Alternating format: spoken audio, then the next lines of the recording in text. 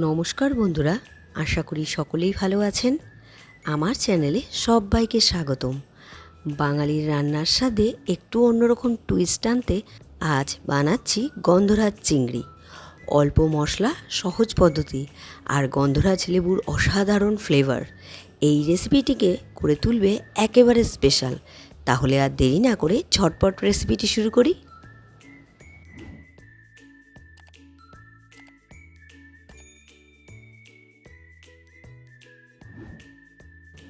আমি গন্ধরাজ চিংড়ির রেসিপি বানাবো, সেই জন্য চিংড়ি মাছ নিয়ে নিয়েছি। আমি বেছে ধুয়ে পরিষ্কার করে নিয়েছি। এবারের মধ্যে নুন, হলুদ, গোলমরিচ গুঁড়ো, লেবুর রস আর গন্ধরাজ লেবুর জেস্ট দিয়ে ভালো করে মেখে নেব। আমি গন্ধরাজ লেবুর রস এখানে দিয়ে দিচ্ছি, আর লেবুর ওপরের যে খোসাটা আছে সেটাই গ্রেটারে একটু গ্রেট করে দিয়ে দিলাম, মানে জেস্টটা। মেখে নিয়ে আমি 10 মিনিট রেখে দেবো। 10 মিনিট হয়ে গিয়েছে, আমি কড়াই বসিয়ে দিয়েছি। কড়াইতে খুব সামান্য পরিমাণ তেল দিয়ে আমি চিংড়ি মাছটা নাড়াচাড়া করে ভেজে নামিয়ে নেব।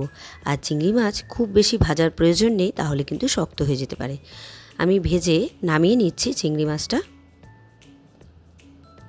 এবার কড়াইতে আবারও তেল দিয়ে দিচ্ছি। আমি সর্ষের তেল ব্যবহার করব এই রান্নায়। তেল গরম হয়ে গিয়েছে, প্রথমেই আমি দিয়ে দিলাম পেঁয়াজ বাটা।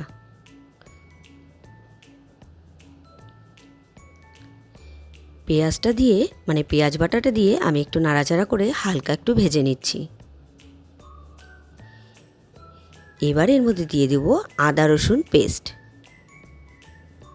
একসাথেই পেস্ট বানিয়ে রেখেছি, সেটাই দিয়ে দিলাম। আদা রসুনের পেস্ট আর পেঁয়াজ বাটা নাড়াচাড়া করে ভেজে নিলাম যাতে কাঁচা গন্ধটা চলে যায়। এবার দিয়ে দিচ্ছি এর মধ্যে কাঁচা লঙ্কা বাটা। আমি 3টে কাঁচা লঙ্কা বেটে রেখেছি, তার মধ্যে সামান্য পরিমাণ একটু জল দিয়ে রেখেছি, সেটাই দিয়ে দিলাম। এবার কাঁচা লঙ্কা দিয়ে আমি একটু নাড়াচাড়া করে দিলাম, আর দিয়ে দিলাম এখানে স্বাদ অনুসারে নুন, আর দিয়ে দেবো এর মধ্যে হলুদ গুঁড়ো। খুব সামান্য পরিমাণ আমি এখানে হলুদ গুঁড়ো ব্যবহার করেছি। কাঁচা গন্ধ চলে গিয়েছে, মানে আদা রসুন আর পেঁয়াজের। এবার এর মধ্যে ফ্যাটানো টক দই দিয়ে দিচ্ছি। আর টক দই দেওয়ার সময় অবশ্যই গ্যাসের ফ্লেমটা মিডিয়াম টু লোতে রেখে দেবেন। টক দই দিয়ে আমি অনবরত নাড়াচাড়া করে মশলাটাকে ভালো করে কষিয়ে নেব।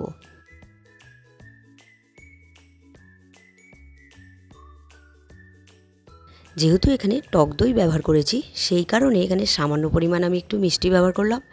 আমি মিষ্টি হিসেবে এখানে সামান্য পরিমাণ গুড় দিলাম।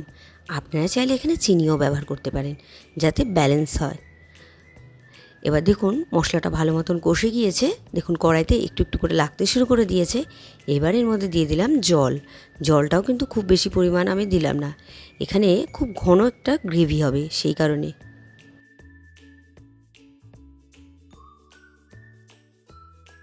এবার কিন্তু গ্রেভিটা ফুটতে শুরু করে দিয়েছে।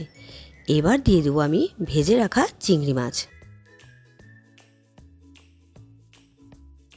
এই রেসিপিটি খুব সহজেই হয়ে যায়, আর খেতে কিন্তু অসাধারণ লাগে। আর ফ্লেভার কিন্তু অসাধারণ। এই গরমে আপনারা গন্ধরাজ লেবু দিয়ে চিংড়ি মাছ এইভাবে ট্রাই করতেই পারেন। দেখুন কথা বলতে বলতে আমার রেসিপিটি হয়েই এসছে। মানে দেখুন যতখানি জল দিয়েছি তার থেকে মানে গ্রেভি অনেকটাই কমে গিয়েছে।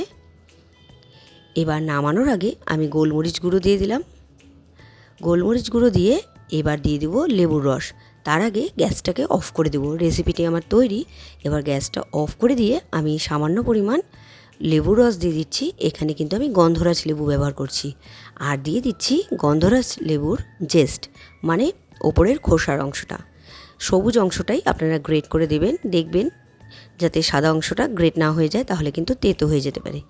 এবার আমি কিছুক্ষণ পর সার্ভ করছি।